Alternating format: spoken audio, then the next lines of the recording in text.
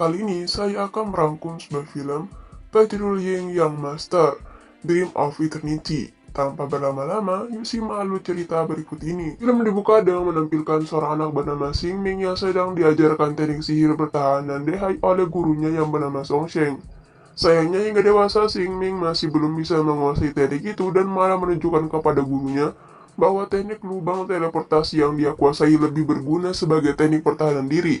Tapi Xing Ming diberi penegasan oleh gurunya jika dia ingin menjadi Yang Sang Master, dia tetap harus menguasai mantra pelindung, karena itu adalah teknik terkuat yang dimiliki oleh Yin Master. Lalu tak jauh dari tempat mereka berada, sesosok ular raksasa mencoba menghancurkan segel kurungan dan berusaha keluar. Song Sheng yang berfirasat hal buruk akan segera terjadi, kemudian memindahkan Xing Ming ke tempat yang lebih aman. Kemudian melalui mantranya, dia memanggil 3 roh pelindung untuk mencegah ular itu keluar. Mereka pun langsung bekerja sama untuk memasang segel pada kurungan ular iblis. Namun kekuatan segel itu masih belum cukup mampu untuk menahan ular tersebut. Dan akhirnya, ular tersebut berhasil menjobol dinding yang mengurungnya. Semua murid Song Sheng juga datang bersama Xing Ming untuk membantunya. Ketika ular itu bersiap menyerang mereka semua, murid-muridnya segera berlindung diri dengan menggunakan shot. Sayangnya, Xing Ming yang tidak menguasai teknik itu malah menggunakan lubang teleportasi. Song Sheng menyadari Xing Ming dalam bahaya, segera membuatkan shot untuknya walaupun tubuhnya berisiko terkena serangan beracun ular iblis.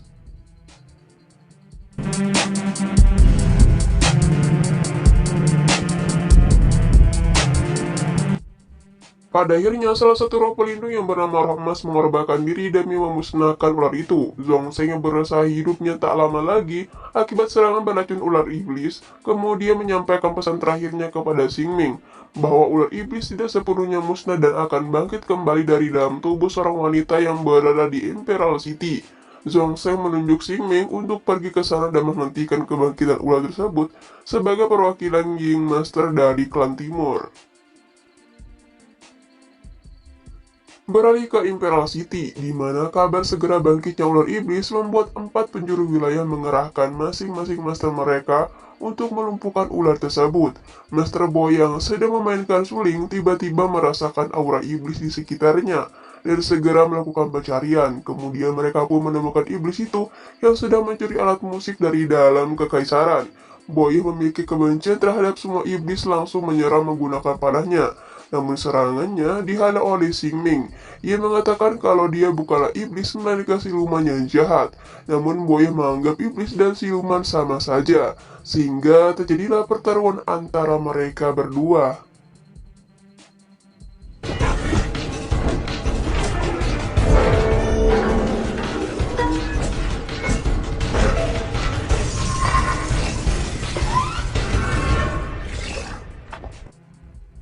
Xing Ming akhirnya memilih meninggalkan pertarungan dan berjalan menuju ke dalam istana. Dia kembali bertemu dengan siluman tadi dan siluman itu berterima kasih kepadanya dengan mengajukan diri menjadi roh pelindung untuk Xing Ming. Beralih ke dalam istana kekaisaran.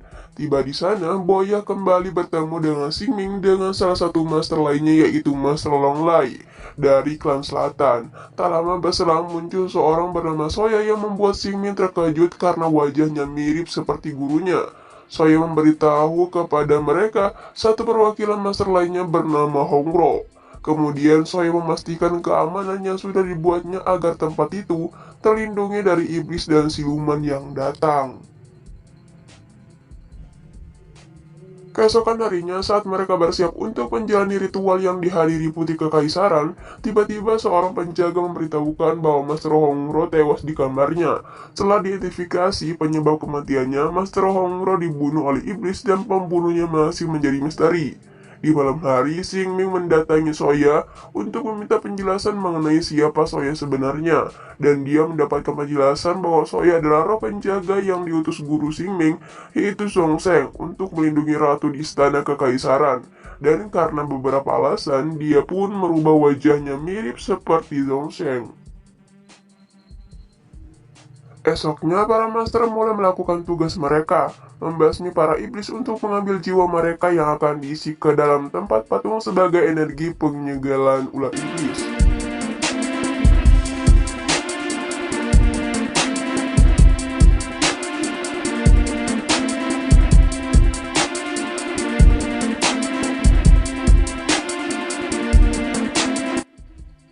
Di saat yang lain sibuk mengumpulkan jiwa para iblis, Xing Ming terlihat sangat santai dan itu membuat buaya kesal. Namun pada akhirnya dia menjelaskan bahwa dirinya tidak ingin membuang waktu. Dia hanya butuh satu roh iblis dengan energi yang besar, karena dia lebih mementingkan kualitas. Tak lama kemudian, Xing Ming merasakan adanya hawa iblis di istana. Dia pun segera memastikan Tuan Putri di kamarnya dan benar saja. Ternyata Tuan Putri sudah jatuh pingsan akibat parasit iblis. Xing Ming lalu menolongnya dengan mengeluarkan parasit yang ada di tubuh Tuan Putri. Setelah dikeluarkan dan diambil jiwanya, ternyata energi yang sangat kuat. Sehingga energi iblis ini mampu membangkitkan patung naga Nilakandi. Kembali ke ruangan Tuan Putri, Master Longley mendeteksi adanya tanda-tanda mencurigakan dari Tuan Putri dan berniat melakukan sesuatu. Di malam berikutnya, Xing Ming dan Boya merasakan adanya keributan dari ruangan Tuan Putri. Mereka pun segera menuju ke sana dan ternyata di sana sedang terjadi pertarungan antara Longley. Boya dan Xing Ming kemudian berusaha meredam keributan yang terjadi. Ternyata Longley berusaha membunuh Tuan Putri. Mendengar itu, Boya pun langsung menyerang Longley. Longley yang hendak melarikan diri tiba-tiba terkena serangan mematikan dari iblis yang muncul di belakangnya. Dan sebelum tewas, Longley mengatakan kepada Xing Ming bahwa sebenarnya Tuan Putri adalah sang ratu bernama Fang Yu yang menjadi ratu dari ular iblis. Adanya kasus kematian dua master sebelumnya, Xing Ming dan Boya memutuskan untuk bekerja sama demi mengungkap fakta sebenarnya. Mereka pun berpencar. Xing Ming menemui Fang Yu, sedangkan Boya pergi menemui Soya. Fang Yu diinterogasi yang membuatnya terpojok. Saat akan menjawab, tiba-tiba Fang Yu diserang dan membuatnya mati oleh iblis yang telah membunuh dua master sebelumnya. Xing Ming kemudian mengejar iblis tersebut dan tak lama kemudian, jiwa iblis itu lenyap dan terbebas karena merasa puas setelah membunuh putri Fang Yu.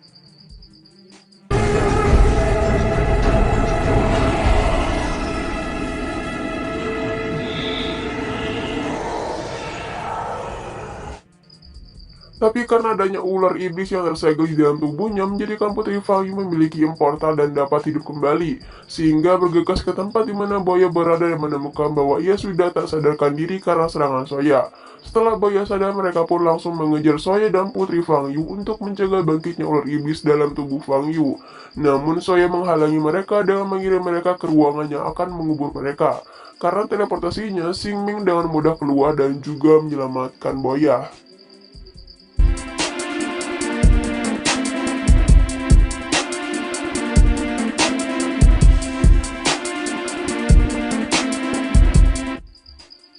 Namun di waktu bersamaan, segel ular iblis dalam tubuh Fang Yu melemah dan membuat ular itu lahir.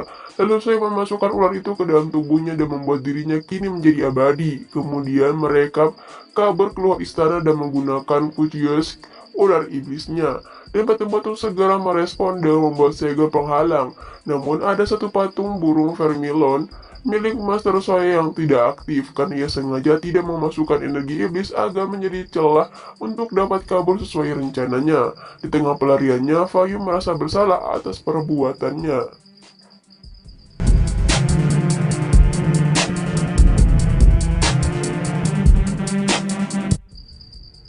Dia memutuskan untuk mati bersama Soya dengan menjatuhkan diri dari atas ular iblis. Namun Soya mengendalikan ular iblis untuk menangkap dan menyelamatkannya. Xing Ming dan Boya tiba di lokasi dan tanpa buang waktu, Xing Ming langsung memanggil roh pelindung untuk bertarung.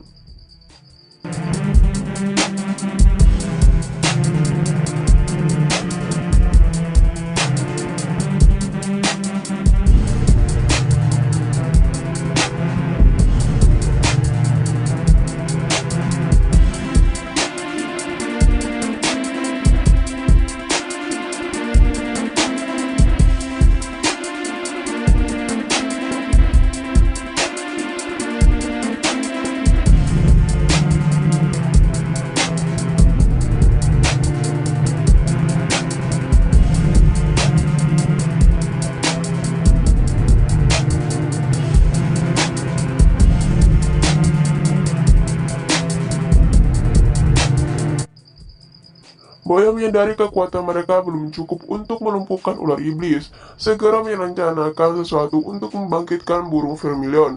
Dan tanpa disangka, ia menggunakan rohnya sendiri untuk membangkitkannya. Dengan begitu, segel penghalang menutup jalur ular iblis sepenuhnya. Saat ketika roh pelindung milik Xing Ming sudah kewalahan, Boya dengan wujud rohnya kemudian muncul dengan kekuatan burung vermilion dan pergi bertarung melawan Soya.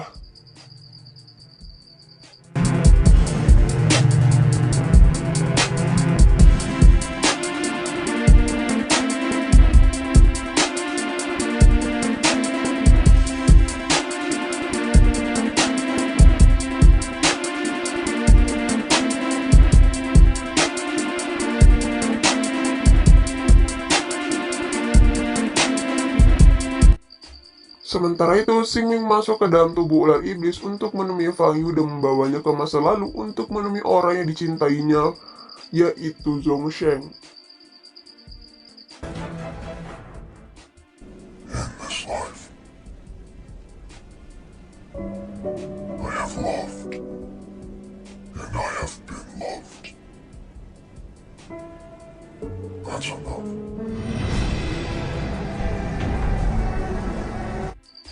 Dan itulah alasan yang membuat Soya diperintahkan untuk merubah wajahnya seperti Zhong Sheng agar selalu bersama dirinya.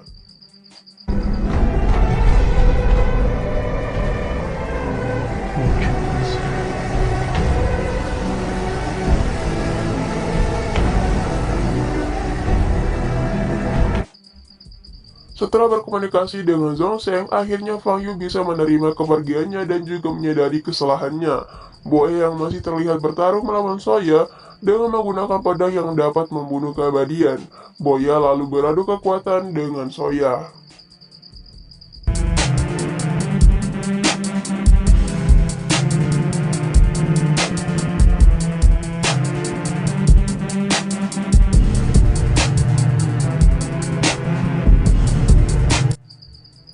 Kemudian Putri Fang Yu mengambil tindakan serius. Dia meminta Soya untuk menghentikan aksinya dengan cara menyayat lehernya sendiri sehingga tewas.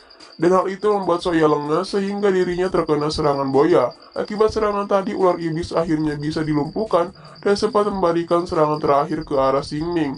Namun Boya menghalanginya untuk menyelamatkan Xing Ming meski akhirnya Boya juga lenyap.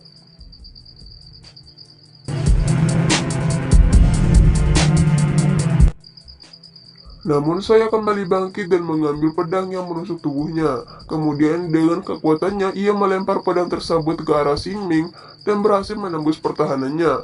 Namun Xing Ming mengingat perkataan Zhong Sheng dan mendapatkan kekuatan yang besar untuk melakukan serangan balik kepada Soya. Dan Soya yang tak mampu menghindari serangan itu akhirnya tewas di tangan Master Xing Ming. Cerita pun berakhir dan akhirnya Imperial City kembali damai berkat dua master, yaitu Master Xing Ming dan Master Boya. Dan film pun selesai. Dari film ini ada makna yang terkandung yang dapat kita petik, yaitu belajarlah sebisa mungkin. Kalau gagal, menyerah saja.